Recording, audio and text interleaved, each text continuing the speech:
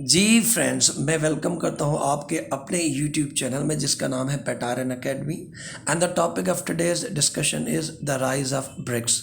जी हाँ, आज के इस वीडियो लेक्चर में हम जानने की कोशिश करेंगे कि why BRICS is growing so rapidly, what are the reasons behind this, and why many countries wants to join the BRICS. ठीक है ना, हम जानने की कोशिश करेंगे कि क्यों ज़्यादातर कंट्रीज़ उनकी डिज़ायर है कि वो इस एलीट ग्रुप को ज्वाइन करें। हम इसी वीडियो में बात करेंगे कि what is the future of America, America is going to decline. हम और बात करेंगे कि China is going to overtake America, और इन्हीं सब के बीच में हम बात करेंगे वेयर पाकिस्तान स्टैंड। ना सिर्फ ये, हम ये भी देखेंगे इस वीडियो में, हम ये भी डिस्कस करेंगे कि what is the position of India on the BRICS growing issue, क्योंकि इंडिया की कुछ रिजर्वेशन है, वो नहीं चाहता कि ब्रिक्स इतना जल्दी ग्रो करे, तो उसके ऊपर भी हम बात करेंगे। और हम ये भी बात करेंगे कि क्या डॉलर को रिप्लेस किया जा रहा है। मैं इसके ऊपर एक न्यू वीडियो भी बनाऊंगा जिसका टॉपिक है डी डॉलराइजेशन। ये भी टॉपिक कई सर्कल्स में घूम रहा है। तो ओवरऑल आज का topic is going to be very interesting, very important and very crucial for all your upcoming competitive examinations and interviews. जो चलें विदाउट वेस्टिंग फर्दर टाइम आज का लेक्चर शुरू करते हैं। लेकिन आप जानते हैं कि लेक्चर को शुरू करने से पहले हमारा पैटर्न होता है, हम आपसे सवाल पूछते हैं और सवाल करंट अफेयर से होता है। तो क्वेश्चन ऑफ द डे है, who has won the Wimbledon 2023। जी हाँ, ये एक टेनिस बेस्ड टूर्नामेंट होती है जो कि यूके में होती है। आपको बताना है कि उसका 2023 का विनर कौन है। आपके ऑप्शन है अल्करेज, डिजोविक, रोजर और नन ऑफ दीज। आप इसका अगर सही जवाब आ रहा है तो नीचे कमेंट में बता दें, नहीं तो मैं वीडियो के एंड में आपको ज़रूर बता दूंगा। और ना सिर्फ ये, आपसे एक रिक्वेस्ट भी है कि अगर आप चैनल पर नए हैं और चैनल को सब्सक्राइब नहीं किया तो लाजमी चैनल को सब्सक्राइब करें। और अगर आप चैनल पे पुराने हैं, चैनल को काफ़ी अर्से से देख रहे हैं, तो प्लीज़ चैनल को, वीडियो को लाइक ज़रूर कीजिए। चलिए लेक्चर को शुरू करते हैं कि पहले हम इसकी ओरिजिन हिस्ट्री की बात कर लें, from where the BRICS started.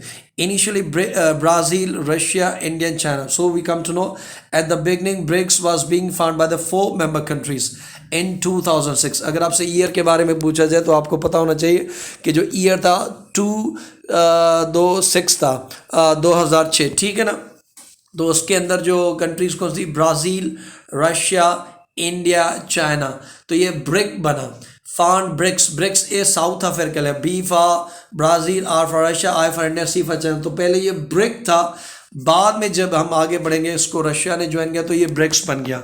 ठीक है ना, रिलेटिवली एक इनफॉर्मल ग्रुपिंग थी, rapidly growing countries seeking to improve the economical situation. और ये जो भी अलायंसेस बन रहे हैं आज के बीच में, ग्रुपिंग जो भी बन रहे हैं, इनका मेजर जो टारगेट है वो ज़्यादातर जो है इकोनॉमिक नेचर का है। क्योंकि जब भी ग्रुपिंग्स बनती हैं तो या तो वो मिलिट्री अलायंस के बुनियाद के होती है जिनका टारगेट होता है एक दूसरे की सिक्योरिटी को सपोर्ट करना। जैसे कि आप नेटो देखें, North Atlantic Treaty Organisation, the pure purpose of NATO is security. अगर किसी भी कंट्री के ऊपर अटैक होता है तो नेटो कंट्रीज मदद करते हैं।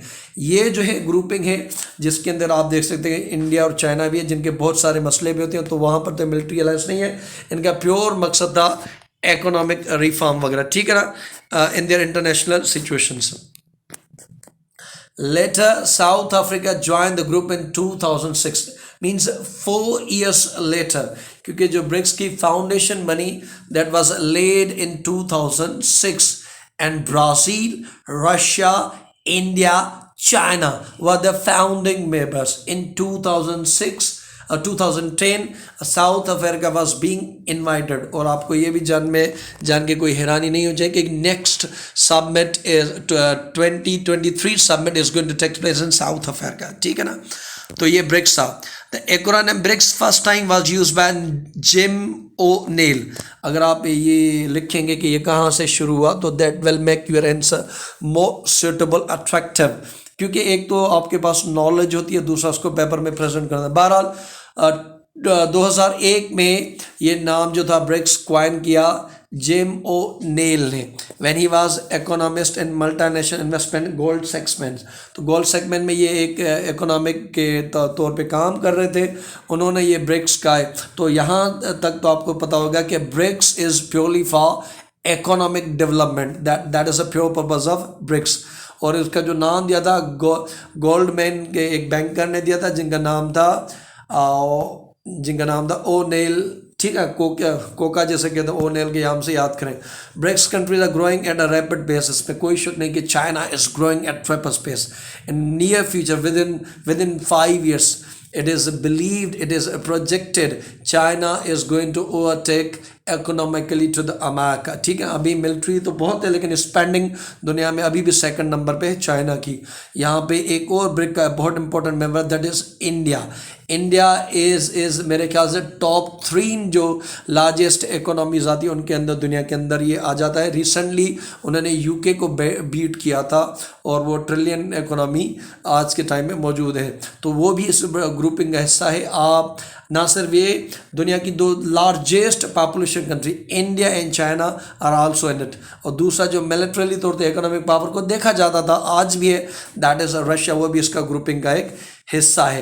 ब्राज़ील बड़ी एरिया वाला बड़ी पॉपुलेशन, वो भी इसका एक हिस्सा है। तो वो ग्रो कर रहे हैं to achieve sustainable economic development, high GDP growth, higher living standard since the formation of BRICS has to maintain higher and sustainable economy rate. आप देख लें कि उनकी जो वैसे भी डेवलपमेंट वगैरह वो अच्छी है। BRICS has become an important international economic and political and diplomatic forum. देखें इसमें कोई शक नहीं कि इंडिया और चाइना के बीच में बाज़ उनके अपने बॉर्डर को लेकर डिस्प्यूट मौजूद है, लेकिन ये फोरम उनको अपॉर्चुनिटी प्रोवाइड भी करता है ताकि वो बैठ के कहीं ना कहीं अपनी बात वगैरह कर सके। और जब भी कोई ऐसी समिट वगैरह आती है उनके बॉर्डर पे टेंशंस वगैरह कम हो जाता है। तो in a sense that is better for them to set at a platform to discuss to mitigate their affairs. The rise of the BRICS and its east and south west expression sees a serious challenge to the American dominance. जैसे मैंने शुरू में कहा, that is a kind of a threat to the American dominance, क्योंकि अगर BRICS बन रहा है जिसमें ग्रुपिंग आ रही है, अपने आप को ट्रेड की सहूलियत दे रही है, अपनी मार्केट में एक्सेस वगैरह दे रही हैं, अपने आप में तावन की बात करें। अभी बात हो रही है कि इस ब्रिक्स को इंक्रीज़ किया जाए। अभी बात हो रही है कि डॉलर की बजाय जो ट्रेड होता है इंटरनेशनल, देखिए अगर आप में इंटरनेशनल मार्केट से अगर आईफोन या पेट्रोल वगैरह ख़रीद करना है तो उस कंट्री को आपको डॉलर में पे करना होता है। लेकिन आज कंट्रीज़ क्या करें, वो डॉलर को शिफ्ट कर रहे हैं अपनी लोकल करेंसीज़ में या किसी और करेंसीज़ में,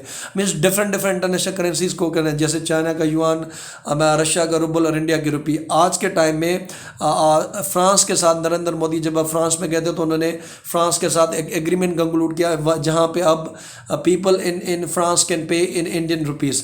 ना सिर्फ अभी उसके बाद जब वो यूएई के डायरेक्ट दौरे पे गए तो वहाँ पर भी उन्होंने दुबई से एग्रीमेंट कंक्लूड किया where India and UAE can trade in dirham and rupees. तो आप देख सकते हैं कि countries are shifting from dollar to their local currency.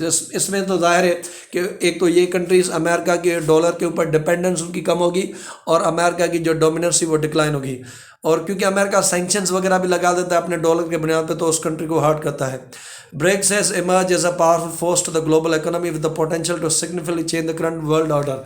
जैसे मैंने कहा कि आज के टाइम में ब्रिक्स, क्योंकि उसके अंदर बहुत इंपॉर्टेंट कंट्रीज़ हैं जिनकी बहुत बड़ी पॉपुलेशन है, बहुत बड़ी जीडीपीज़ है, और उनके जो डिसीजंस होते हैं वो करंट ऑर्डर को चेंज करते हैं। अगर चाइना कोई डिसीजन लेता है तो उसका डेफिनेटली ग्लोबल ऑर्डर पे फ़र्क पड़ेगा। अगर अमेरिका इंडिया कोई डिसीजन लेता है तो उसके भी वर्ल्ड ऑर्डर पे अफेक्ट पड़ते हैं। अगर रशिया लेता है तो उसके भी असर पड़ते हैं। जैसे रशिया ने अभी यूक्रेन को इन्वेट किया तो उसके आप देख सकते हैं वर्ल्ड पे कितने असरात वगैरह पड़े। Let's move further. The Chinese leadership wants to expand the bloc. और जैसे मैंने कहा कि चाइना अमेरिका के लीडर के तौर पे अमेरिका की रिप्लेसमेंट के तौर पे उभर रहा है। Yes, there is no doubt America is replacing China is replacing America as a global leader. बहुत सारी को कंट्रीज़ को लोन देना, उनके यहाँ प्रोजेक्ट करना, बहुत इन्वेस्टमेंट करना और अपनी इकोनॉमी को ग्रो करना, तो उसमें कोई शक नहीं कि चाइना ग्रो कर रहा है। All the decision of BRICS are made by, जो भी डिसीजन होते हैं और वो एनुअल समिट होते हैं, और आने वाली समिट जो है वो साउथ अफ्रीका के शहर में हो रही है, अगस्त में हो रही है, जहाँ पर बहुत सारे डिसीजन लिए जाएंगे कि उनके जो दरमियान जो ट्रेड के कुछ डिस्प्यूट वगैरह है या कोई न्यू कंट्री को वगैरह को लाना है तो उनको किस तरह से एड किया जाए, क्या करेक्टर होना चाहिए। यहाँ पे जो कंट्रीज है China, South Africa, Russia want to expand BRICS. जी हाँ, these 3 countries are willing to expand. China, South Africa, Russia, ये तो कहते हैं कि उनको किया जाए, और ट्रेड और करेंसी के ऊपर भी। बट अमेरिका और ब्राज़ील इनके कुछ कॉशियस अप्रोच है, क्योंकि वो ज़्यादातर अमेरिका को भी हार्ट वगैरह नहीं करना चाहिए। रशियन जो डिप्टी फॉरेन मिनिस्टर थे, उनके जो करंट फॉरेन मिनिस्टर वो तो हैं मेरे ख्याल सर्गी लेवरोव, ये उनसे नीचे वाले डिप्टी कहते हैं, नीचे वाले को सर्गी, उन्होंने रशियन न्यूज़ एजेंसी को कहा था कि 20 countries want to join the BRICS, 20 countries BRICS को ज्वाइन करना चाहते हैं। ठीक है ना। Discussion continue on what could be the criteria for the joining the BRICS. Last one, अभी साउथ अफ्रीका में डिस्कशन होगी कि क्या क्राइटेरिया होनी चाहिए कि एडिशनल कंट्रीज को ब्रिक्स में ज्वाइन किया जाए इस अगस्त वाली शुरू में। अब ब्रिक्स की एक मेजर जो एक इनिशिएटिव था, that was the develop establishment of bank. BRICS के अंदर ये बैंक भी होती है, और बाज़ का MCQs में पूछा जाता है what is the name of the BRICS bank that is being establishment, तो उसका नाम है न्यू डेवलपमेंट बैंक। उसका जो हेडक्वार्टर हो शंघाई में, क्योंकि शंघाई चाइना का शहर है, और चाइना के इसके अंदर बहुत ज़्यादा स्टेक्स हैं, पावरफुल भी हैं, तो उसके अंदर उन्होंने 50 बिलियन के साथ से ये स्टार्ट की थी। The purpose of the bank is to provide the finance to promote in infrastructure sustainable economic development project. अब यहाँ पे आप देख सकते हैं कि पहले IMF जो था, इंटरनेशनल मॉनेटरी फंड, जिसके ऊपर तकरीबन जो कंट्रोलिंग होती है अमेरिका की होती है, जिसके अंदर दीगर कंट्रीज़ के भी कंट्रीब्यूशन होती है, क्योंकि जिस तरह से वो पैसे जितने, जैसे अगर हम एक कलेक्टिव पैसे रखते हैं, मैं 10 रुपये दे रहा हूँ और 5 रुपये दे रहे हैं, तो उसके अंदर जो डिसीजन के जो होंगे वो मेरे होंगे। तो अमेरिका इस वजह से IMF को डिमांड करता है, क्योंकि 70 to 80% अमेरिका के अंदर जो पैसे होते हैं वो अमेरिकन होते हैं। अभी भी पाकिस्तान से अगर उनको मनवाना था तो उन्होंने एक तरह से पाकिस्तान की आर्म ट्विस्ट की, बहुत मुश्किलों के बाद पाकिस्तान को वो पैसे वगैरह मिले हैं। ठीक है ना। और the BRICS bank is open to the new member. BRICS bank जो है वो न्यू मेंबर के लिए ओपन है। इन 2021 इजिप्ट ने, UAE ने, और बांग्लादेश टुक अप शेयर्स, उन्होंने भी इस न्यू डेवलपमेंट बैंक में, अब अगेन आप नाम सुन लेंगे, इजिप्ट ने, UAE ने, और ने, बांग्लादेश ने, उन्होंने न्यू डेवलपमेंट बैंक के शेयर खरीदे। हाउ एवर वो बहुत कम थे, लेकिन उन्होंने ख़रीदे हैं और एक तरह से शुरू रहा है। तकरीबन 30 कंट्रीज़ ब्रिक्स को ज्वाइन करने चाहते हैं, जिसमें मोस्ट प्रोमिनेंट और 9 कंट्रीज़ ने अप्लाई भी कर लिया है, और 9 कंट्रीज में कुछ के नाम है अल्जेरिया, वो ब्रिक्स को ज्वाइन करना चाहता है, Argentina, Bahrain, Egypt, Indonesia, Iran, सऊदी अरब, UAE, ये इनको फार्मली उन्होंने अप्लाई भी कर लिया, वो उस ब्रिक्स को ज्वाइन करना चाहते हैं। ठीक है ना। अब अगर हम कंपेयर करें G7 से, पहले जो जैसे ग्रेटर 7 जो है, जिसके अंदर बहुत greater largest economies of the world, पहले G8 था, फिर रशिया ने जब यूक्रेन क्राइमिया को इन्वेड किया था 2014 में, तो उसको G8 से निकाल के फिर ये बाद में G7 बन गया था। तो अगर हम बात करें पॉपुलेशन के एतबार से, तो अगर हम बात करें अपने इस ब्रिक्स में 42% अगर ग्लोबल पॉपुलेशन मौजूद है, तो वो जो है वो इस ब्रिक्स कंट्रीज़ के मौजूद हैं। और पहले चाइना लार्जेस्ट पॉपुलेटेड कंट्री था, लेकिन आज के time the largest populated country is not China, बल्कि इंडिया वो हो सकता है। जबकि हम बात करें G7 के अंदर, तो उसके अंदर जो पॉपुलेशन है वो कुल 10% हो। तो कहाँ G7 के अंदर जो उनकी मेंबर कंट्रीज़ की पॉपुलेशन है वो कुल 10% है, और ब्रिक्स की आप देखें तो 47%।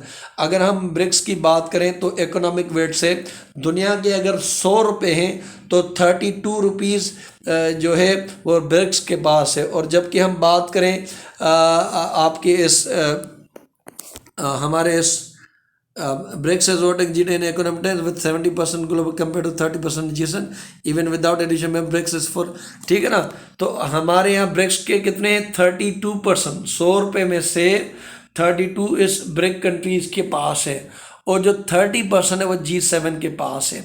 और नेक्स्ट 4 डिकेड में अगर ये एक तरह से टाइम गुजरेगा तो दुनिया के अंदर तकरीबन इस 10 साल के अंदर ये 50% GDP, अगर दुनिया में 100 रुपया होगा तो 50% वो इन ब्रिक्स कंट्रीज़ के बना। तो पॉपुलेशन के हिसाब से ब्रिक्स के पास 42 पॉपुलेशन है और G7 के पास 10% है।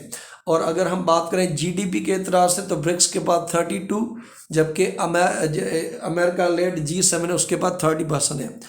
अगर हम बात करें स्पीड अप क्यों हो रहे ब्रिक्स की, तो उसका मतलब है कि इकोनॉमिक सैंक्शंस ऑफ यूएसए।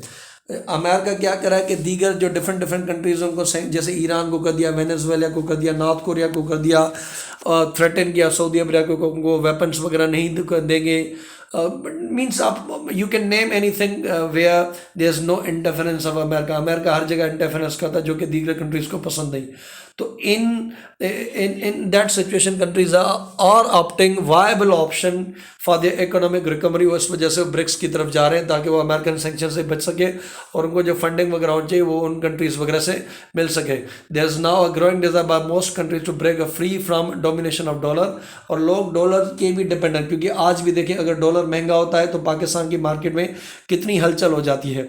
अब जैसे डॉलर सस्ता हुआ पाकिस्तान की मार्केट में, पाकिस्तानी के जो फाइनेंस मिनिस्टर उन्होंने 9 रुपये पेट्रोल सस्ता कर दिया। तो dollars domination, people countries around the world want to give up the dollar domination, क्योंकि उसमें फिर हेयर फेयर होती है तो यहाँ उनके कंट्रीज़ में मसला हो जाता है। तो कंट्रीज लोग ज़्यादातर रिजर्व करेंसी में ट्रेड करना चाहते हैं ताकि ज़्यादा से ज़्यादा उनके इम्पैक्ट डॉलर के उनके ऊपर कंट्रीज़ में कम हो जाता है। स्टेप्स टुवर्ड्स ऑलरेडी हो चुके हैं कि डॉलर को रिप्लेस किया जाए और दूसरे जो उनके कंट्रीज़ की करेंसीज हैं वो एक तरह से वो यूज़ करना चाहिए।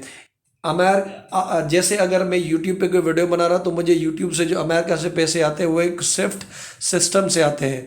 स्विफ्ट सिस्टम एक मनी ट्रांसफ़र का, जैसे ही रशिया ने यूक्रेन पे अटैक किया था तो रशिया को इस स्विफ्ट सिस्टम से निकाल दिया था ताकि जो बाहर से कंट्रीज़ उनको पैसे वगैरह ना भेज पाए। फिर रशिया ने तो अपना बना दिया, लेकिन आज के टाइम में भी जो कंट्रीज़ हैं वो इस इंटरनेशनल बैंकिंग सिस्टम जिसको अमेरिका लीड करता है उससे भी वो निकलना चाहते हैं। जैसे रशिया के पास अमेरिकन का वीज़ा कार्ड से आता तो उन्होंने वो उसको छोड़ के वीज़ा मास्टर कार्ड अपना AMIR कार्ड बना दिया, और चाइना ने भी अपना कार्ड बना दिया जिसको आप कह लें कि दुनिया का 1 डेबिट कार्ड बन गया था ट्रांजैक्शंस में। तो चाइना पॉलिसी ऑफ इंक्रीजिंग को, और इसी अमेरिकन के डिपेंडेंस ख़त्म करने के लिए चाइना जो है वो कौन को इंपोर्ट करा डिफरेंट कंट्री से। और आगे चल के देखना पड़ेगा कि आगे चल के क्या था, क्योंकि देखिए अमेरिका भी कोशिश कर रहा है। उन्होंने B3W build back better world के नाम से एक फोरम बनाया, G7 को इकट्ठे करें, नेटो को इंक्रीज़ करें। अभी स्वीडन और फिनलैंड की उन्होंने शमूलियत का प्रोसेस भी जारी हो रहा है। रशिया से उनकी एक तरह से जंग देने को वो, क्योंकि डायरेक्टली तो रशिया से नहीं लड़े, लेकिन in spite of that they are sending heavy weapons to the Ukraine to fight and they are training to them. तो आगे चल के देख रहा होगा कि where Ukraine is standing, where Ukraine problem is going to end is Ukraine is going to be disintegrated. Russia को शिकस्त होगी, NATO membership will be given to the Ukraine. और आगे चल के देखा होगा कि डॉलर कहाँ रुकता है, डॉलर ख़त्म होगा ये होगा। ऐसे ही सारी टॉपिक्स के ऊपर वीडियो जानने के लिए आप मेरे इस चैनल को प्रमोट करें, सब्सक्राइब करें, और ऐसे चैनल को सब्सक्राइब नहीं तो लाइक करें, अपने दोस्तों में शेयर करें। और आगे वाला वीडियो होगा मेरा डॉलराइजेशन, क्योंकि बहुत इंपॉर्टेंट टॉपिक है, और in the most case in upcoming exams you will find questions related to dollarization. Thank you so much, God bless, अल्लाह हाफिज़।